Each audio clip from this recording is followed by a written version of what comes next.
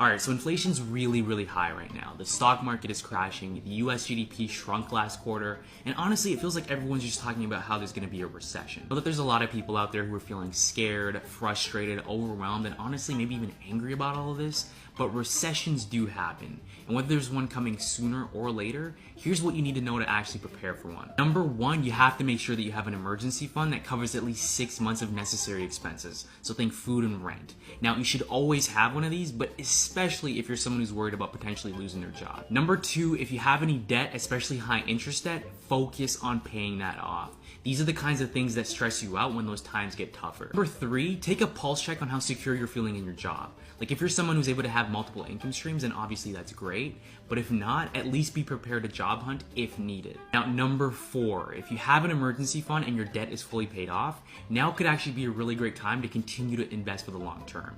If you're a long-term investor, then the idea